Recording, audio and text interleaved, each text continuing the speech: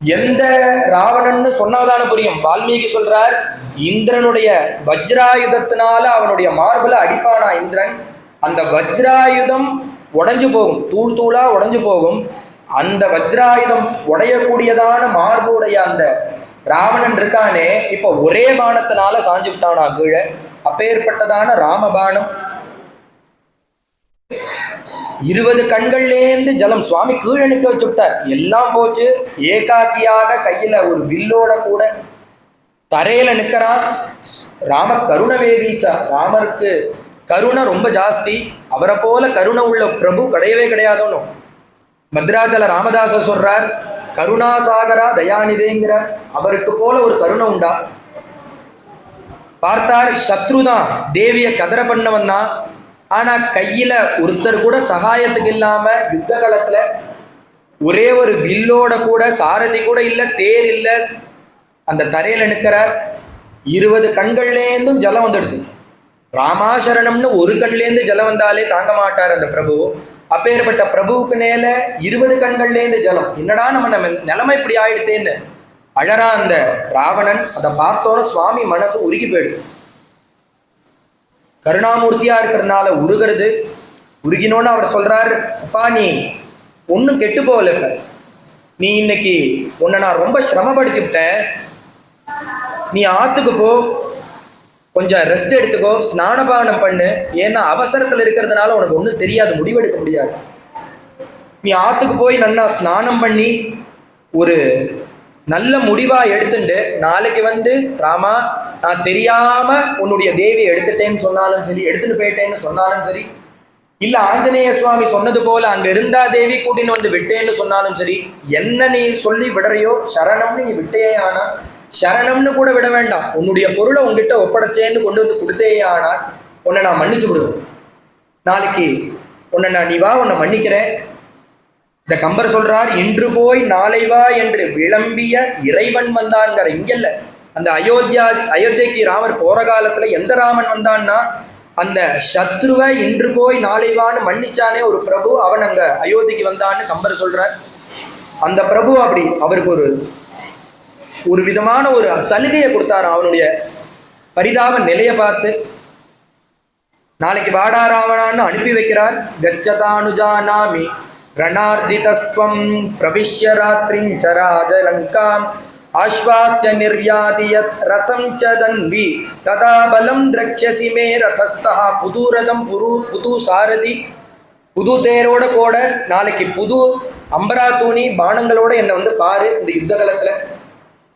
நீ ராமாசரணம்னா யுத்தம் கிடையாது, நான் அப்படியே கிளம்பி ஊருக்கு போயிடுவேன் தேவியை வாங்கிட்டு. இல்லை யுத்தம் தான் பண்ணணும்னு நினைச்சேன்னா உன்னுடைய வதம் நிச்சயம். நீ அதற்கு மனசை ஸ்திரப்படுத்தி நீ என் கூட யுத்தத்துக்கு வான்னு சொல்ல அனுப்பி வச்சு விட்டார். இப்படி லங்கையுடைய வீதியில முதல் தடவையா புஷ்பக விமானத்துல வந்துட்டு போயிட்டு இருக்கான். முதல் தடவையா அந்த லங்கா வீதியில நடந்து போறான் அந்த ராவணன். போற காலத்துல பயந்து போறானா. என்னத்தை நினைச்சு பயந்து போறான்னா, ராமருடைய பானத்தினுடைய வேகம் இப்படி இருக்கே, இது என்ன பண்ணுமோ அப்படின்னு நினைச்சு பயந்து போறான். பிரம்மதண்ட பிரகாஷானாம் வித்யுத் சதிருஷ வர்ச்சசாம் ஸ்மரண்ணே ராகவ பானானாம் விவ்யதே ராட்சசேஸ்வரா. ராட்சசேஸ்வரனான ராவணன் பயந்தான். எதை பார்த்துன்னா, ராமருடைய ஒரு பானத்தை நினைச்சு மனசுல பிரம்மதண்டம் போல இருக்கே அதனுடைய வேகம்.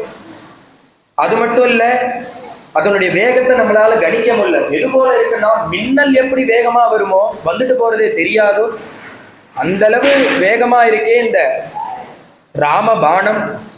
அதை என்ன பண்ண முடியும்னு பயந்துட்டே ராஜ்யத்துக்கு வரான். மந்திரி சபையை கூட்டி அடுத்தது யாரை அனுப்பலான்னு முடிவு பண்ணிட்டு கும்பகர்ணன் தூங்கிட்டு இருக்கான். பல மாச காலமா தூங்கிட்டு இருக்கான். அவனை எழுப்பி நீ யுத்தத்துக்கு போன்னு அனுப்ப. எழுப்புறா அந்த கும்பகர்ணனை எழுப்பவே முடியல. உதகும்பசதம் மன்யஹா அந்ய சமசிந்தித கர்ணயோகோ. அந்த கும்பகர்ணனை எழுப்புறதுக்கு என்ன வியாஜன்னு எழுப்பி பார்த்தா எழுந்திருக்கல. காதுல குடங்குடமா வீரர்களை விட்டு ஜலத்தை விட சொல்லி எழுப்பினா அவன் பசிக்கிறதுங்கிறான். அவனுக்கு நிறைய ஆகாரங்களை கொடுத்தான். ஒரு வீரன் வந்து சொல்றான், உங்க அண்ணா உங்களை யுத்தத்துக்கு போக சொல்றார். அதனால் நீங்க ராமர் வந்தாச்சு, யுத்தம் தொடங்கியாச்சு, முதல் நாள் பிரதம யுத்தமும் முடிஞ்செடுத்து நீங்க போய் உங்க அண்ணாவுடைய ஆக்ஞை, நீங்க போய் யுத்தத்தை ஆரம்பிங்கன்னு சொல்ல நான் அண்ணாவை பார்த்துட்டு போறேன்னா, நீங்க போற போக்குல அண்ணாவை பார்த்துட்டு போங்க. இல்லைண்ணா கும்பகர்ணன் சொன்னா நான் யுத்தம் முடிஞ்ச பிறகு வந்து அண்ணாவை பார்த்துக்கிறேன்னா, வந்த அந்த ராட்சசன் சொன்னா நாளைக்கு உங்க அண்ணா இருக்க மாட்டார், நீங்களும் திருப்பி அவரை பார்க்க முடியாது, வந்திருக்கிறது அவ்வளவு பராக்கிரமசாலிகளா இருக்கா, அதனால இப்பயே போய் உங்க அண்ணாவை பார்த்து விடுங்கன்னு சொல்ல ராவணனை புடிப்புடியா வச்சானா. ஏன்னா நீ எதையுமே பிளானே இல்லாம பண்ணிட்டு இருக்க, இதெல்லாம் முன்கூட்டியே ஒரு பிளான் பண்ணியிருந்தா அவளுக்கு எதையாவது அவளை பண்ணியிருக்கலாம். தேவியை அழிச்சுன்னு வந்ததை ஒருத்தர்கிட்ட கூட சொல்லல, அதையும் கொண்டு போய் தேவி எக்ஸ்டென்ஷன்ல அசோகவனத்துல வச்சுவிட்ட, யாருக்குமே தெரியாது. அவ நெருங்கி வந்தோடனே மந்திரி சபையை கூட்டி என்ன பண்ணலான்னு ஆலோசனை பண்ற. இப்ப எல்லா பலமும் போயிடுத்து, போன காலத்துல என்ன எழுப்பி யுத்தத்துக்கு போங்கிற ஒரு பிளானே இல்லாம இப்படி பண்றிய யுத்தம். நானும் இப்ப போக மாட்டேன்னு சொல்லுவேன், ஆனா போய் தான் தீரணும். ஏன்னா உன் கூட பிறந்துட்டேன், எனக்கு கடமை அது, நான் தர்மத்தை மீற மாட்டேன். உன் கூட பிறந்த பாவத்துக்கு உயிர் போனாலும் சரி இந்த யுத்தத்தை நான் பண்ணியே தீருவேன்னு கிளம்பி போறான் கும்பகர்ணன். பார்த்தா அவன் வரத பக்கம் பக்கமா வர்ணிக்கிறார் வால்மீகி. ஒரு பெருத்த சரீரம், இந்த மதில் கோட்டை சிவரை அனாயாசமா ஒத்த காலில் தாண்டி வரான். அவன் வர அந்த வேகத்தையும் பராக்கிரமத்தையும் பார்த்தா சுவாமி பயந்து போறார். சுவாமி யாரா விபீஷனா, இப்படி ஒரு உருவத்தோட ஒருத்தன் வரானே, எந்த ராட்சசன் அது கேட்க, அவன் என்னுடைய அண்ணா. உடனே சுவாமி கேட்கிறார், உங்க அம்மா தான் இவனை பெத்தாளான்னு கேட்கிறார். உன்னையும் அவதான் பெற்றிருக்கா, அவளையும் அவதான் பெத்தாளா, என்ன உருவம், மிருகச் சரீரம், என்ன பண்ண முடியும் அந்த சுக்ரீவன்? சுவாமிக்கே யோஜனையா. அப்படி வரா அந்த கும்பகர்ணன், யுத்தமே கிடையாது, கையால தட்டுறா 4 பேர், காலால தட்டுறா 4 பேர், வானரங்கள் போயிட்டே இருக்கா. பார்த்தா யுத்தம்னு தனியா கிடையாது, அங்க இருக்கிற குரங்குகளை எடுத்து ராட்சசாலோட பட்டுன்னு முழுங்குறான். ஜாட்டராக்னியில போய் பல குரங்குகள் ஜீவனை விடுறது. உடனே இதை பார்த்த சுக்ரீவன் முந்திரி கொட்டை மாதிரி முன்னாடி போய் அவனுடைய பராக்கிரமம் தெரியாதபடிக்கு நேரா போய் அவனுடைய முதுகு வழியா ஏறி அந்த கும்பகர்ணனோட முதுக தொத்தின்ட்டான். அவன் பார்த்தா அடிச்சு கும்பகர்ணன் அவனுடைய தோல்ல கொண்டு கிளம்பி போயிட்டான். போகும்போதே முழிப்பு வந்துருத்து. அந்த லங்கா வீதியில போற காலத்திலேயே அந்த சுக்ரீவனுக்கு முழிப்பு தட்டிடுச்சு. ஏன்னா அங்க இருக்கக்கூடிய அந்த ஜனங்கள்லாம் நம்ம ராஜா கும்பகர்ணன் இந்த சுக்ரீவனை தோல்ல போட்டுட்டு போறான்னு எல்லாம் ஜெயகோஷம் பண்ண, அதுல முழிப்பு தட்டிடுது. முழிப்பு தட்டோன்னா கண்ணை முழிச்சுக்கல, ஏன்னா கபடியோனோ வானரனோனோ கபடி. உடனே கண்ணு கொட்டாம அப்படியே படுத்துட்டு இருக்கான். பட்டுன்னு அந்த கும்பகர்ணன் அசந்த சமயமா பார்த்து அவனுடைய 2 கையை 2 காதலையும் வாயை எடுத்து மூக்குல வச்சுட்டு கவிண்டு பிச்சை எடுத்துட்டு ராமருடைய சந்நிதியில வந்து நின்றுட்டாராம் சுக்ரீவன். சுவாமி சொன்னார், இது போல அசடு போல காரியத்தை பார்க்காத, உனக்கு ஏதாவது ஒன்று ஆச்சுன்னா நான் என்ன பண்ணுவேன், இது போல அசடு போல காரியத்தை பார்க்காதன்னு சொல்லிவிட்டு புத்திசாலியாக சாமர்த்தியமாக யுத்தத்தை கையாளணும்னு சுவாமி உபதேசம் பண்ண. அவனோட அபாரமான யுத்தம் முடிஞ்சது. அவனுடைய சிரசை வதம் பண்ணிவிட்டார் சுவாமி. கும்பகர்ண சிரோபாதி குண்டலாலங் கிருதம் மகது. அவனுடைய ஒரு பக்கத்து குண்டலம் அப்படி உருண்டு வருது, அவ்வளோ பெருசா இருக்கு அவனுடைய மிருக சரீரத்திலேருந்து. கும்பகர்ணனை வதம் பண்ணார். அடுத்தபடியாக இதை பார்த்தா இந்த யுத்தம் இவ்வாளை சமாளிக்க முடியும் தோல்ல அந்த இந்திரஜித்துக்கு. இது நடந்துட்டு இருக்கிற காலத்திலேயே அவன் என்ன பண்ணான், நிகும்பிலன்னு பக்கத்துல ஒரு இடம், இந்த ராமலக்ஷ்மணால சாதாரணமான அஸ்திர சஸ்திரங்கள் போட்டு ஜெயிக்க முடியாதுங்கிறது தெரிஞ்செடுத்து, அவ அவதார புருஷாங்கிறது தெரிஞ்சுட்டு அந்த நிகும்பிலைக்கு போய் ஒரு யாகத்தை தீர்மானம் பண்ணி நடத்துறான். அதுலேருந்து ஒரு திவ்ய ரதம் வரும், அதை எடுத்துன்னு வந்தா இவாளுக்கு ஜெயம்ங்கிறத தெரிஞ்சுட்டு அந்த யாகத்தை ஆரம்பிச்சு நடத்தின்னு இருக்கான். இது யாருக்குமே தெரியாது அந்த நிகும்பில எங்க இருக்குங்கிறத. தேர உத்தேசம் பண்ணி யாகம் நடத்தின்னு இருக்கான். இது அவளுக்கு தெரியாம இருக்கணுங்கிறதுக்காக ஒரு மாயா சீதையை உருவாக்கி அவளை ஒரு புஷ்பக விமானத்துல வச்சு, தேவி போலேயே இருக்கு அந்த பிம்பம், அதை எடுத்துன்னு வந்து இந்த ராமலக்ஷ்மணாளுக்கு முன்னாடி வச்சு சிரச்சேதம் பண்ணி வதம் பண்ணி விடுறான். ராமரும் லக்ஷ்மணும் பார்த்து ஹோன்னு அழறா. ஏன்னா தேவி போனப்புறம் நம்மெல்லாம் எதற்கு ஜீவனோட இருக்கணும், அதற்காக தானே இவ்வளோ பிரயாசம் இப்போ நடந்துட்டு இருக்கு. அந்த தேவியே போன அப்புறம் நம்ம எதுக்கு உயிரோடு இருக்கணும்னு வருத்தப்பட உடனே பக்கத்துல இருக்கக்கூடியதான ராட்சசனான விபீஷண சுவாமி, சுவாமி அழாதீங்கன்னு. ஏன் தேவி போறா, அழாதங்கிறியேன்னா தேவி போகவே இல்லை.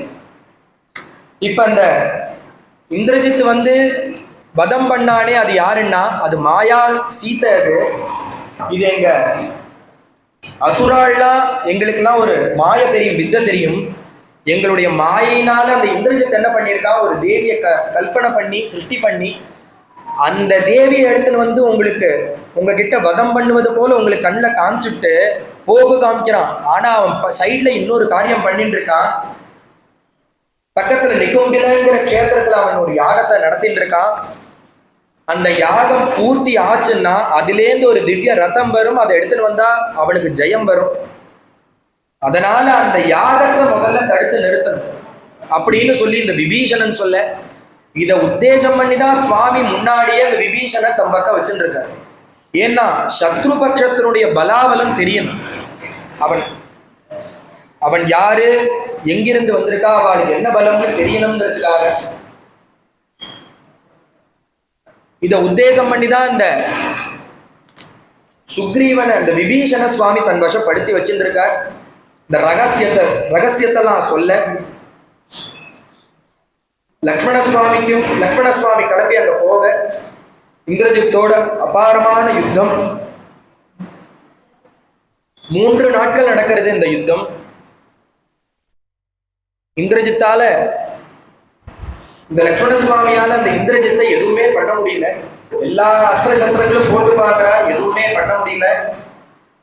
உடனே பார்த்தார், இதனால அந்த இந்திரஜித்தை வதம் பண்ண முடியாது. உடனே பார்த்தா ஒரு அஸ்திரத்தை எடுத்து அவன் முன்பே வரப்பாங்கிருக்கான்.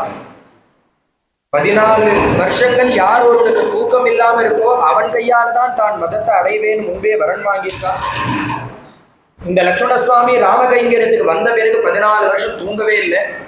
அது மட்டும் இல்ல, அவன் இந்த அஸ்திரத்தினால அவனுக்கு வதம் கிடையாது. எந்த அஸ்திரம் போட்டாலும் அதை அவன் முறியடிச்சு விடுறான். உடனே சுவாமி பார்க்கிறார், லட்சுமண சுவாமி புதுசான ஒரு அஸ்திரத்தை சிருஷ்டி பண்ற.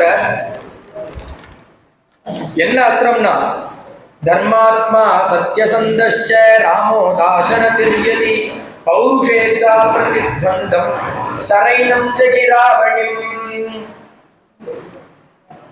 இந்த பிரபுவின் மேட பாரத்தை போட்டு தர்மாத்மாவான அந்த பிரபு சத்யசந்தஷ்ச ராமோ தாசரதிர்யதி அந்த சுவாமியின் மேல புதுதாக ஒரு அஸ்திரத்தை உண்டு பண்ணி அந்த புது அஸ்திரத்தினால அடிக்கிறார். இந்திரஜித்தினுடைய அவனை சிரத்தை வதம் பண்ண இந்திரஜித் வதமாகிறது.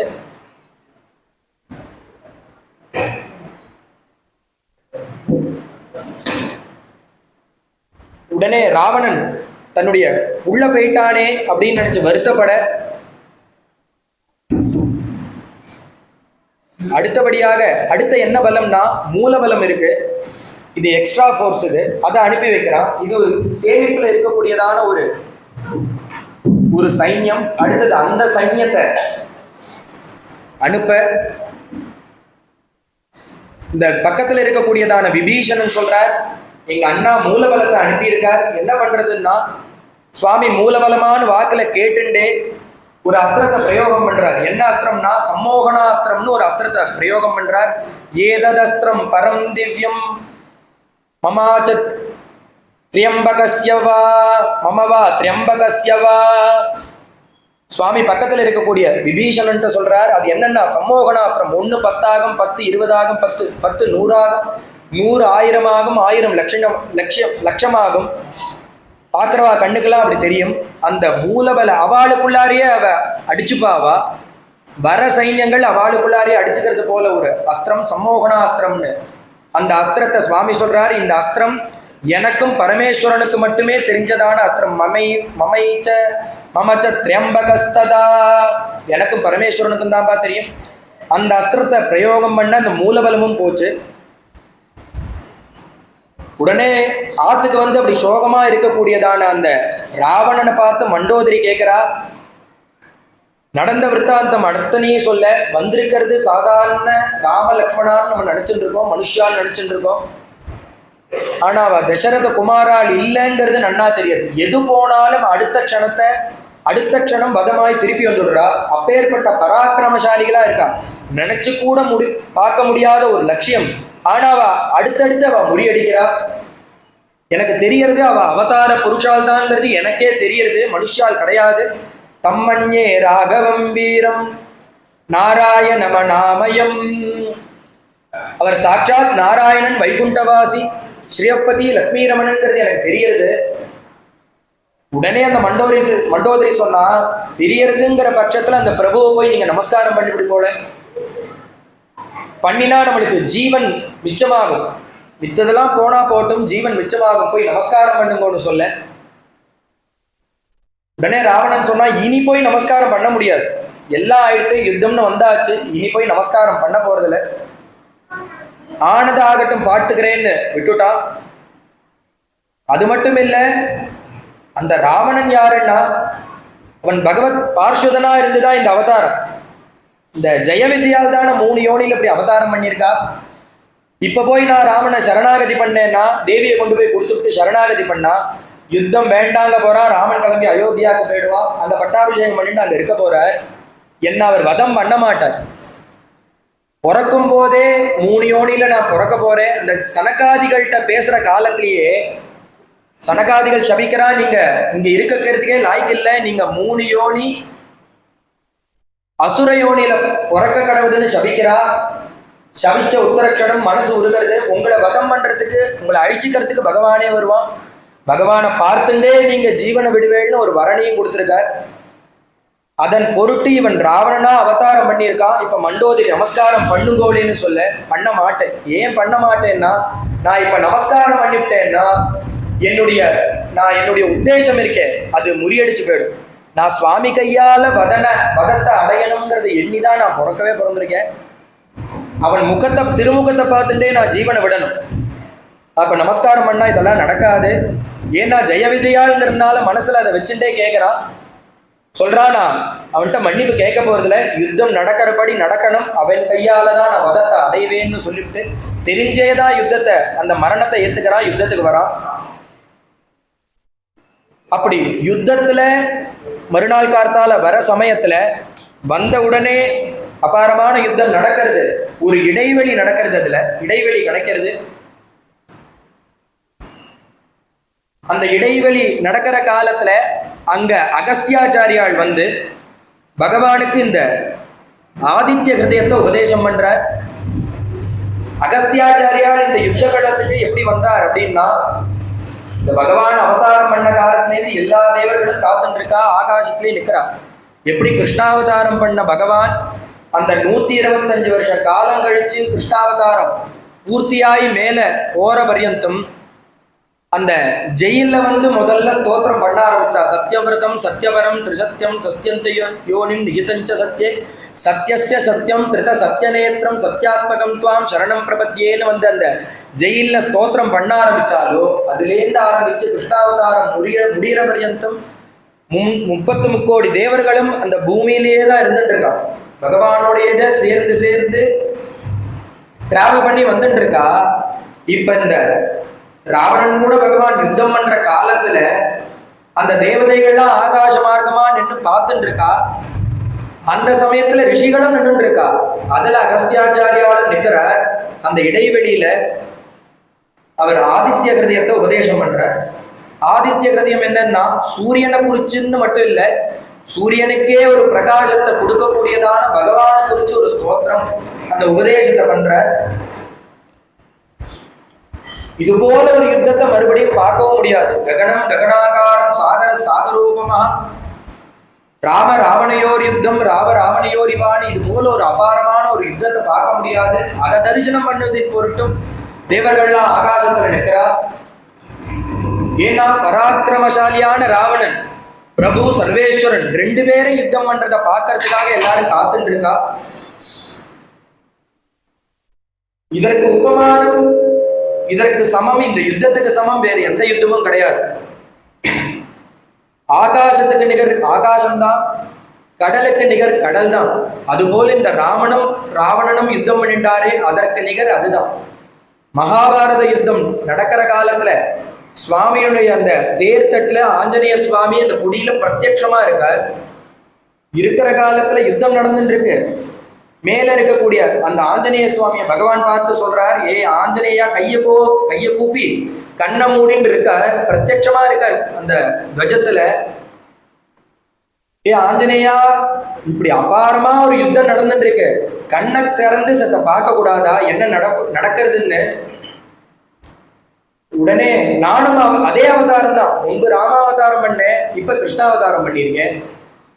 அங்க ராவணனோட யுத்தம், இப்ப அந்த துரியோதனாதிகளோட யுத்தம் பண்றேன், இந்த கண்ணை திறந்து பார்க்க கூடாதா, அதுவும் எத்தனை அச்சோகினி பெரிய யுத்தம் நடக்கிறதேன்னா பார்க்க மாட்டேன்ட்டார் ஆஞ்சநேய சுவாமி. ஏன்னா இந்த கண்ணு எந்த கண்ணுன்னா ராமராவண யுத்தத்தை பார்த்த கண்ணு இது. அதை பார்த்த பிறகு வேற எதையுமே பார்க்கறதுக்கு இஷ்டம் இல்லை. அதுதான், அதை தாண்டி இன்னொன்று அதற்கு நிகர் வேற எதுவுமே கிடையாதுன்னு